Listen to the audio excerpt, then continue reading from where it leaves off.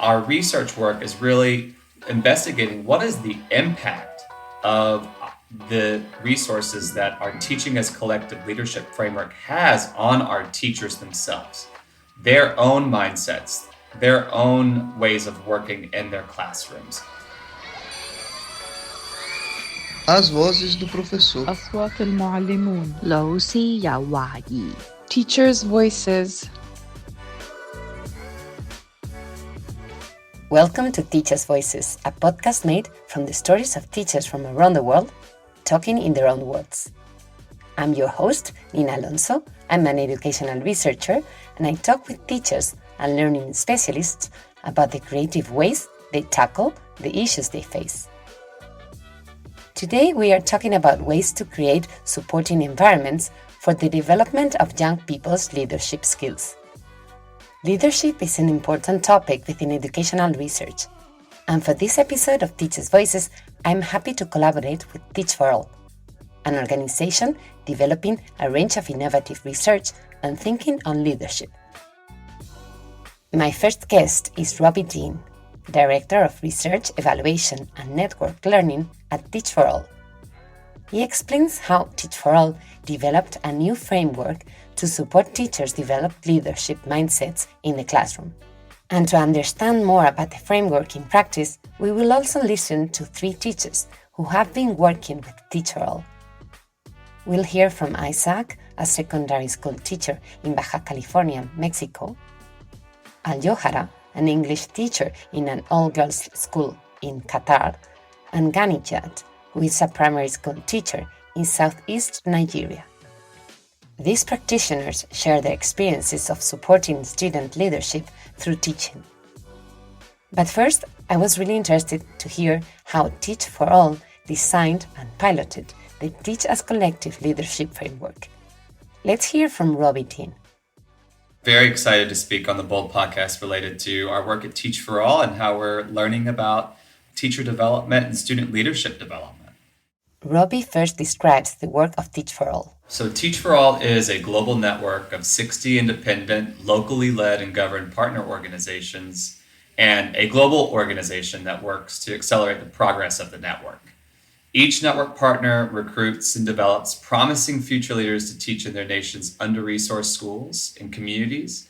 And with this foundation, they work with others inside and outside of education to ensure all children are able to fulfill their potential.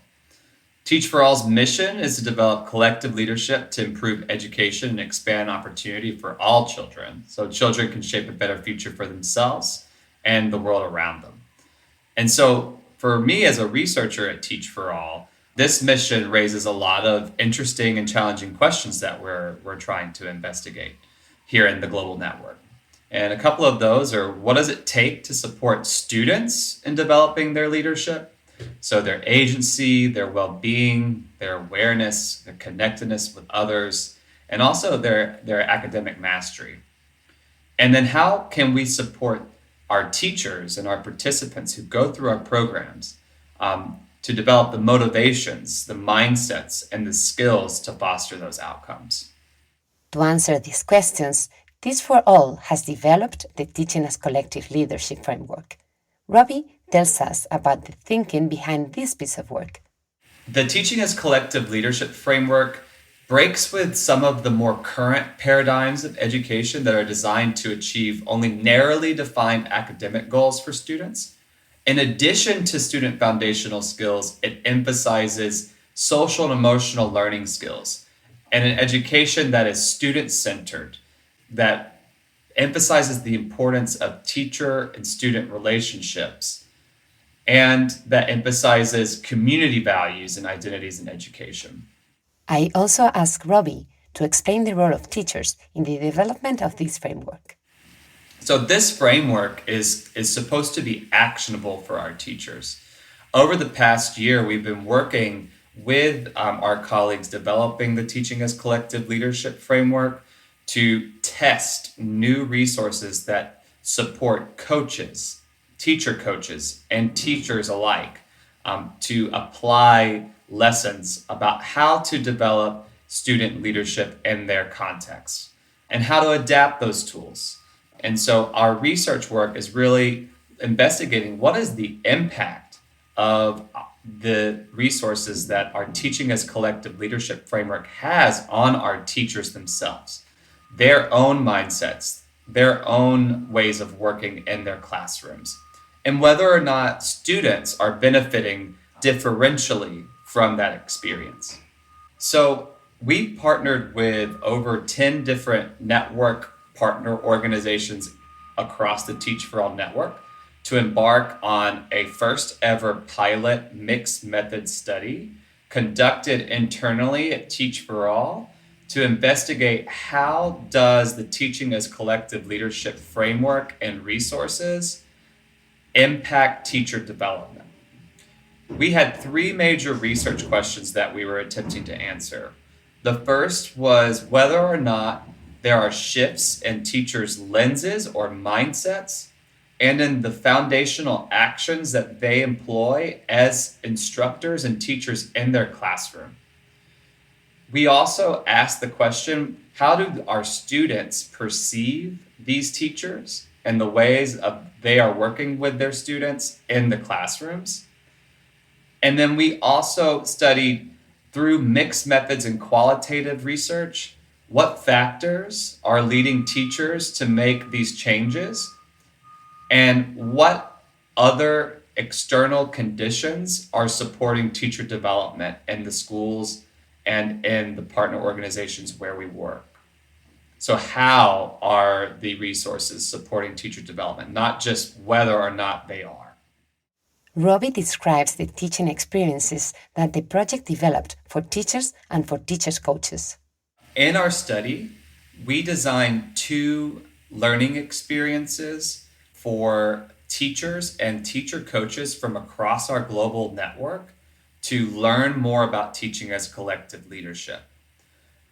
The first was a intensive 6-week training and workshop series around the different elements of the Teaching as Collective Leadership model, whereby both teacher coaches and teachers attended and then engaged in weekly exercises in their classrooms.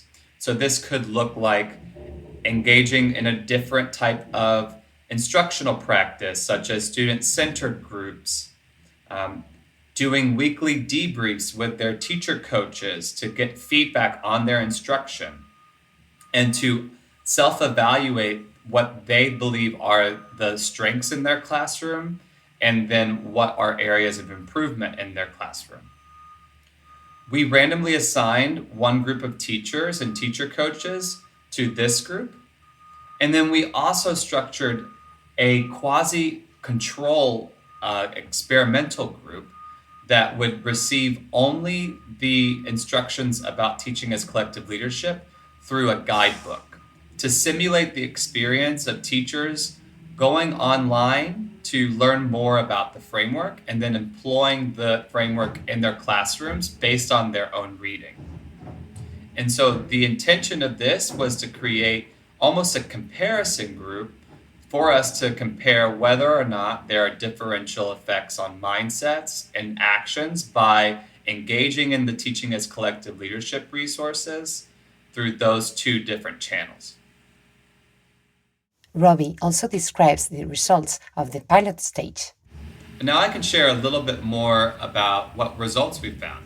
So in terms of teacher mindsets, when we measured mindsets at the very beginning of the interventions, we saw that mindsets were already fairly high in agreement with some of the principles of the Teaching as Collective Leadership model. These types of mindsets were about the role that the community plays in the education experiences of their students, around the work being very systemic, and that the role that systemic inequality plays in the educational experiences of their students.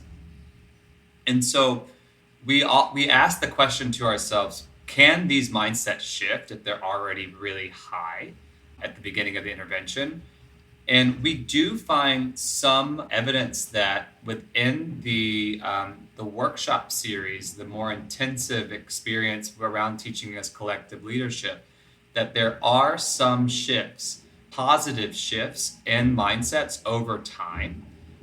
And that leads us to believe that there are some indications that a more frequent amount of exposure to this model can, in fact, improve teacher mindsets related to educational opportunities for students over time. We also saw from our research and our mixed methods research that the teachers really appreciated to have the opportunities to share with other teachers who were going through this experience. So being able to hear how teachers were able to apply different strategies in their classroom, for coaches to share effective ways of giving feedback to their teachers with other coaches. So that shared experience of working in a network to learn and accelerate progress in teaching was one of the things that was most valued through this study and through the intervention that we designed for the workshop series. Robbie's observations really resonate with me. When I speak with teachers for this podcast, they all really value the opportunity to network and share ideas. A strong community enables good leadership. Right, and that makes us think about how can we structure learning experiences for our teachers and our coaches that leverage not only the insights from our global network, but also the insights and experiences that are locally rooted from our teachers and coaches, and how can they share those types of experiences with each other. So one other thing we started to see is we investigated in depth through observations and video observations with support from Oxford University to understand what do teacher actions look like in the classrooms that were exposed to teaching as collective leadership. And we found really strong evidence that network teachers were fostering environments that were strongly empathetic and that demonstrated strong student-teacher relationships. We also looked at other elements of actions that teachers were and were not doing in the classrooms. And we found that there were fewer indications of teacher strategies that were emphasizing student-centered learning than we had originally expected to see, which could be a condition of the setup of the classrooms, could be a condition of the amount of exposure that the teachers had to the resources of teaching as collective leadership, or, and more probably, we ascertained that in some of the systems in that we were working, some of these more novel teaching approaches, such as student-centered instruction, grouping of students, dialogue within the classroom, may be breaking with some conventions of instruction that are normal in the systems of education in which our teachers were working. So we did hear from several teachers that there was an important factor that the schools and the school directors and other teachers' expectations of what teaching should look like may have led to fewer indications of student-centered learning models. Later, we will hear Robbie's reflections on the results of this project. Now, let's hear about the lived experiences of some participants of the Teaching as Collective Leadership framework. And for that, we travel to the Middle East, where we visit Aljawhara in Qatar. She teaches English in an all-girls governmental school in Doha. Thank you very much, Nina, for giving me the platform to speak up for teachers from my country. It really means a lot. So we are in the city. We don't have landscapes here in Doha. We mostly only have, it's mostly streets. And the class is not very big. It's a bit medium for 25 to 30 girls. What I see from the window is the school's backyard, where there is football field, there is a basketball field. Aljawhara describes what the experiences of participating in the Teach for All research project meant for her. So teaching as collective leadership made me look at teaching in a different way, especially when I was reflecting. It made me think about students' well-being more and their self-confidence and their self-expression as well. And it made me think about how it makes them deal with other classmates as well. And it made me more observational in the class of the student, of how they do this exercise or how they treat their friends in the classroom. So it made me more observational of the students. It made me think of how each student is different and how I cater to their needs. It made me think even when with our meetings on Zoom with different teach for all meetings, it made me see how each country has different schools, have different students, and how everyone have different mindsets and how they cater to their own students, and how I can take their ideas and implant it here and teach for Qatar. Aljawhara explains how she works with her students. So there is something that I usually do for my students. It's called the learning circle. Learning circle is like sharing the collective wisdom that everyone has, and we share it in a group or in the class in general. So while doing the learning circle, it made me with the students open up and self express verbally. And this made the students more curious and emotional and willing to open up. A learning circle is where the teacher asks the students to ask students some questions, ask them about whether it's school or themselves or anything that they want to express. And I feel like this made me get closer with my students and help them to self express. The teacher is like the guide here. The teacher just asks the questions and the students answer the questions. And the students can even elaborate on some students' answers. And in my classrooms, we don't judge anyone based on their answers. We understand that everyone there is different and we take in their answers and understand how they feel. Why did they say this? And then we can support them afterwards. Aljawhara's thoughts on her relationship with her coach in the project reflects what Robbie Dean explained about the teacher's appreciation of the coaching component of this project. And honestly, one of the greatest tips that was given to me by my mentor, Khalid Yasin, is that, and at that point, I was doubting myself as a teacher. I didn't have confidence in the quality of my teaching. But he told me, it doesn't matter if you made mistakes in the class. We're all humans who make mistakes. But what really matters is that you make sure everyone in your class receives the love and support as a student. This is what they really need. This is what they will remember you by. And since that day, I made sure that everyone is receiving my love and support. And Alhamdulillah, I've been seeing it in my student lately. And I'm really glad that I've been following his tip. I had a student tell me once, Miss, you are the only person in my life who showed me that you were proud of me and gave me confidence in school. And honestly, you have no idea how this meant to me. It literally made me tear up because I know this student personally and the hardships that she went through, and she made me feel like I helped her. That was amazing. What an inspiring thought from Aljawhara in Qatar. Let's listen once again to Robbie from Teach for All. We also saw and heard from several of our teachers, and the majority of our teachers, is that their coaches were fundamental in supporting them to grow in their mindsets and apply new ways of approaching instruction in their classroom. So unilaterally, we heard from the teachers that having a strong relationship with their coaches and having a coach that was there working beside them to help them understand the model, apply the model in their classrooms and giving them feedback was fundamental in seeing changes in their work. And so we have the hypothesis that the role of a teacher coach is fundamental in supporting these new and novice teachers to engage in activities that support student leadership.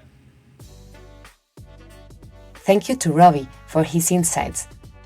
We'll hear from him again soon. Let's now hear from Isaac in Mexico, where his students are around 14, 17 years old, and sometimes a little older.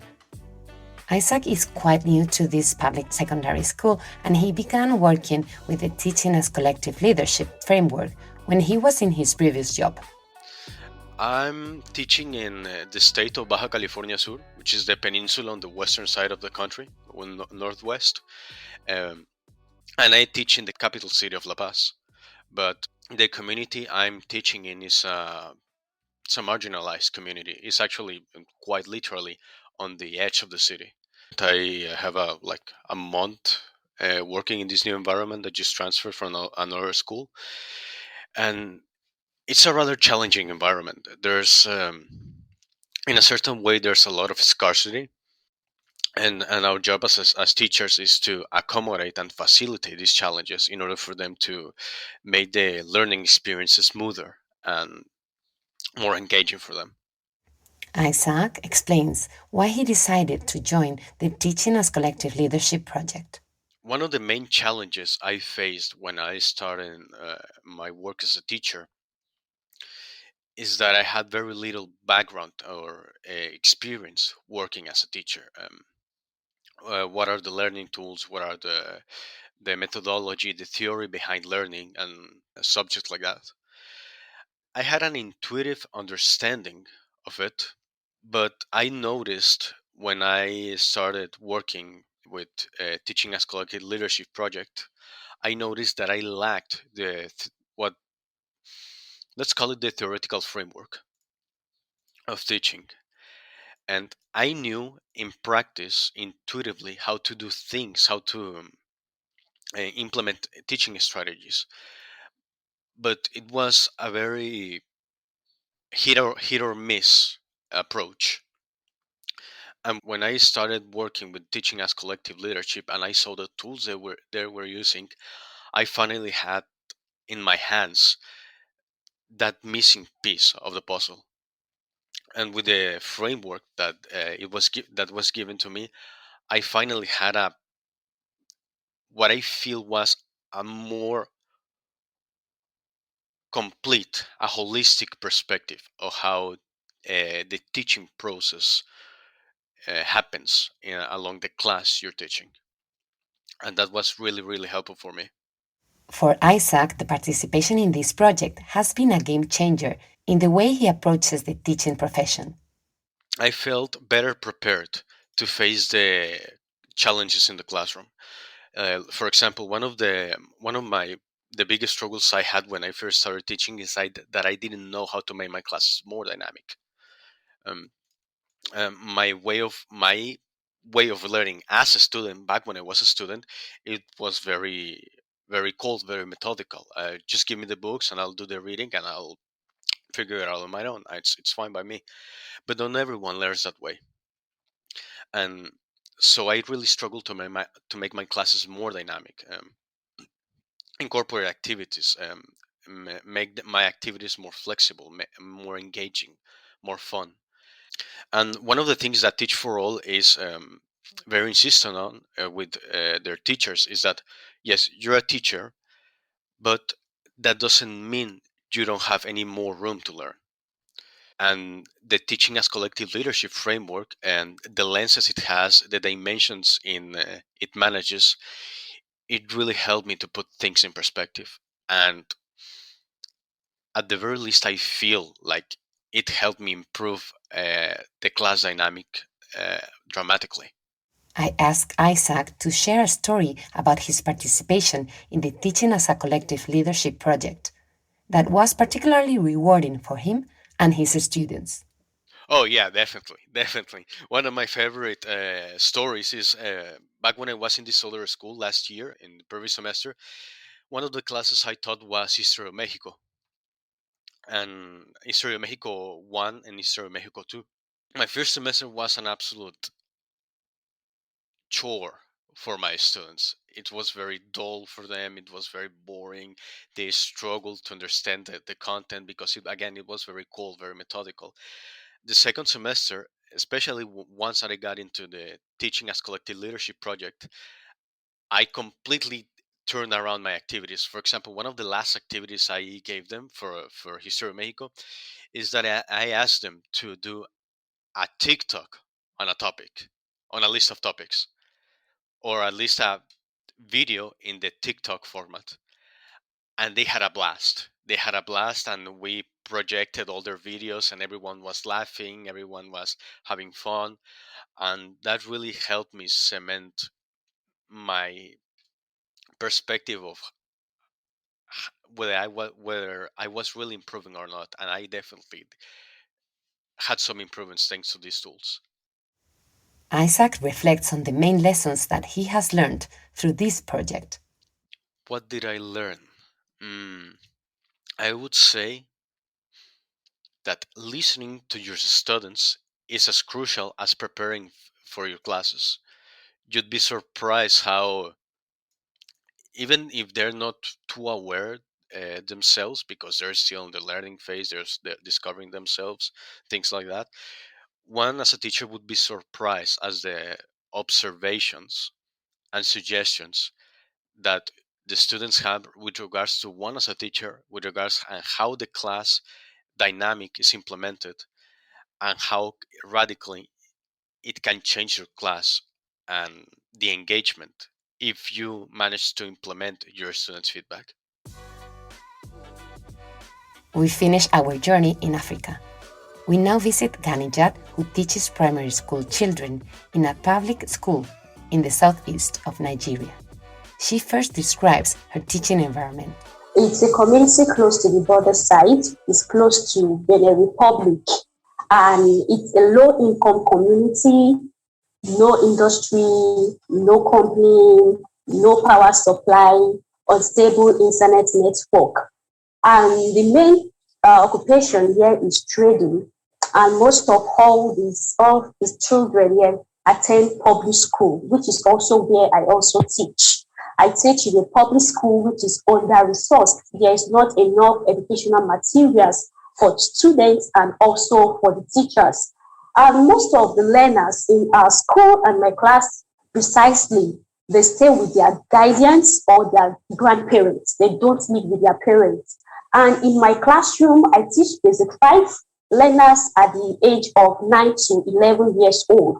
I have 42 learners in my class, and I call them my excellent leaders, which I mentor. Ganiyat describes how the project Teaching as Collective Leadership has made her reflect on her teaching practice and the impact it has had on her students and in her classroom dynamics. So I was able to use this study in my class, and it was so effective. This study has made my teaching so effective to the extent that I see my students as leaders. I see my students as leaders. They get involved in the classroom. They participate so well that we involve them in making our class rules together, the consequences together, and they also help each other in learning. There's peer support when they are learning, and also they also bring their potentials, they bring their ideas in how to move the class forward.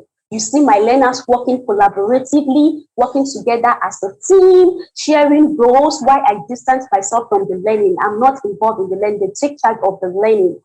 Teachers highlight that the project has made them feel engaged in a learning journey in which both school students and teachers are active learners. Ganiyat reflects on this. So collective teaching as collective leadership has given me that platform. It has helped me to be a learner, to learn also for myself, and also to accept feedback. Anytime I'm stuck, anytime I don't know what to do, anytime I'm confused, I'm always ready to go back and seek support on what to do. During the study, I used mathematics because as a Teach for Nigeria fellow, we teach 3 basic subjects: mathematics, English language, science. And I actually picked mathematics because mathematics is actually a subject which I struggled with. I specialized in arts. So teaching mathematics, I go extra mile. Getting resources so that I'll be able to deliver and the children take charge of the learning. So I was able to learn, I was able to seek support and make myself as a learner, which I am. And I'm also to think about what outcome did I want to see in my learners. So did I want to see the well-being? I work towards it. Did I want to see the connectedness among them? I work towards it. Did I want to see the mastery? Because I want to see the agency, awareness. And also it has helped me to see community as power, to see the community as power, to work hands with my parent learners and my guidance learners. I'm able to work in hands with them in creating vision for the learners. I also work together with the stakeholders in my school and also in my community, which is the head of school, the parents, the community leaders, to work together in hands just to achieve our goal and vision for the class. Ganiyat shares an example of the impact that this new understanding of community engagement in education has made in her practice. Okay. So I have a girl in my class named Farida. She's 13 years old. Anytime I teach in class, Farida sleeps. She sleeps during the lesson. She doesn't concentrate. She needs attention. I was so worried about this issue at first and looked for a way to help her.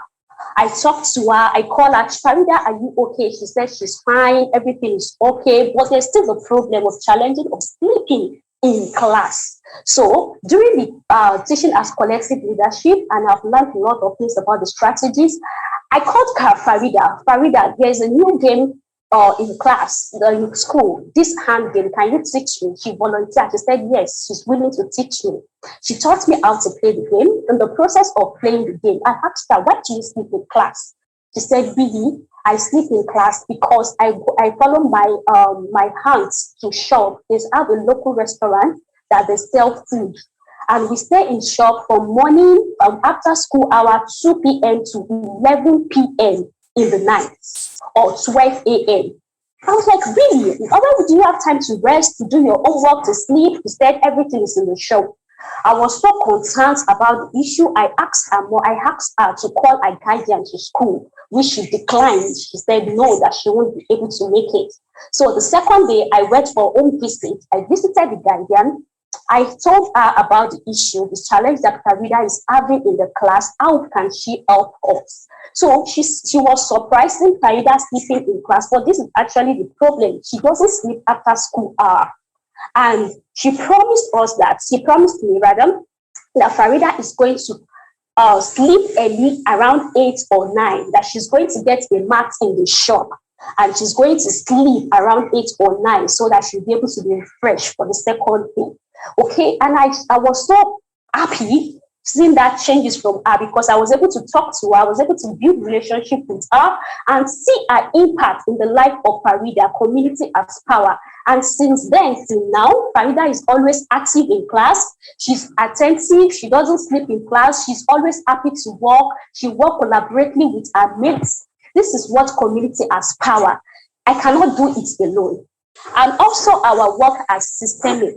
Our work as systemic. I don't believe any child is dull or any child is not intelligent, because there's always a deep root, there's always a root cause in everything. When a child is not performing well in class, there's always one thing or the other that is actually affecting it. So my work as systemic, I'm able to help the learners to know and work in hands with them what is actually going on in their lives, because in the community that we find ourselves, it's a community that is actually have a lot of issues, a lot of devalue, that a lot of people don't believe in themselves or the future. So the children grew up with this kind of mindset that they cannot be anyone in life, that they are not intelligent, they are not good enough. So I was able to change their mindset by motivating them, inspiring them to do more, to give them the ideology of being a global citizen, that they can do more. You can be a Jiroko and can still be a high flyer student and still represent the world. Ganiyat has been truly engaged in this project. To conclude, we listen to her motivation. Yes, it's actually inspiring. It's inspiring for me, because seeing my learners doing great things, having this ideology that they can unleash their potentials, they are going to do things great. In Nigeria, in Teach for Nigeria, we work with this vision that one day every Nigerian child will have access to quality education. I have 42 learners in my class. I may not be able to affect everyone individually, but there's one thing I'm very sure about, and they really know is that I believe in everyone. I believe in their potentials. I believe in their dreams. I believe in their vision. I believe so much in them that I know that tomorrow when I hear that one of my learners is the president of Nigeria, I won't be surprised because I believe so much in them. So we should believe in all our learners that they can do well, and we should also support them in getting to that place. The teachers we have just heard emphasize teaching styles that are student-centered. Aljawhara, Isaac, and Ganiyat highlight the importance of teacher and student relationships and the respect of community values and identities in education. They seem to suggest that the foundations of a learning environment that supports the development of leadership skills are built on a strong teacher-student collaboration. Thank you to them all for taking part in this episode. We will hear from them as they share the tips and resources in next week's episode. Before we finish this episode, we now hear from Robbie Dean about the project's impact so far and the next steps in this research journey. So this is all making me think about what can we do in the future and what did we learn from this entire experience. And while our study does find some effects on teacher development through a short-term intervention, we do know that more time and more exposure would likely lend itself to even more effects. So one question is, how can we provide more time to our teachers and teacher coaches to support them in their development, and whether or not more time exposure will lead to even increased mindsets and improvements in teacher actions. We also want to take the next step in our research to better understand whether or not the ways that our teachers are now working differentially in their classrooms are leading to improvements in student leadership. So both student academics and also their well-being, their connectedness, their awareness, their agency, some of these important leadership qualities that will be important for the future for all of us, and whether or not we can pursue new studies that actually measure the impact on students. And so that's our next step with our partnership with research on teaching as collective leadership. To conclude this episode, I asked Robbie if the research framework and the resources that it generated could be used by anyone interested in them. Absolutely. So Teach for All's website does include our Teaching as Collective Leadership framework. And anyone from outside of the network may be able to read more about the purpose and the overall elements of the framework and what resources are available for new teachers who want to emphasize a new paradigm of education that supports student leadership development. Thank you to Robbie Dean and the teachers for sharing their expertise with me. I hope that the real stories of educators working on the front line with school children, together with the explanations and insights shared about the design and development of the Teach for All research project, can offer new practical ideas and inspire reflection about the best ways to create nurturing learning environments for all. You can learn more about our guest in the show notes of the podcast and on bold.expert. Stay tuned for the next episode, where you will also hear about tips and resources that the teachers shared. Don't forget to subscribe and write a review if you have enjoyed this podcast.